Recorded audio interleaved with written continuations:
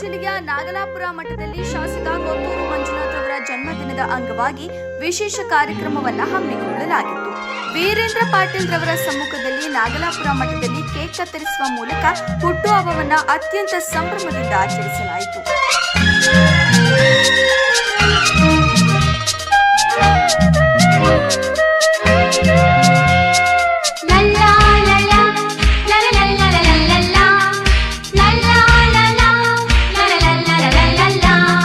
ನಂತರ ಮಠದ ವೀರಭದ್ರ ಸ್ವಾಮೀಜಿಯ ಆಶೀರ್ವಾದ ಸದಾ ಶಾಸಕರ ಮೇಲಿರಲಿ ಎಂದು ಆಶೀರ್ವದಿಸಿದರು.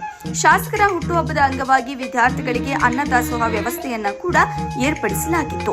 ಈ ಸಂದರ್ಭದಲ್ಲಿ ಪ್ರಮುಖ ಮುಖಂಡರಾದ ವೀರೇಂದ್ರ ಪಾಟೀಲ್, ನದೀಂ, ಚಿನ್ನಾಪುರ, ನಾರಾಯಣಸ್ವಾಮಿ ಸೇರಿದಂತೆ ಗ್ರಾಮದ ಪ್ರಮುಖರು ಹಾಗೂ ಸಾರ್ವಜನಿಕರು ಉಪಸ್ಥಿತರಿದ್ದರು.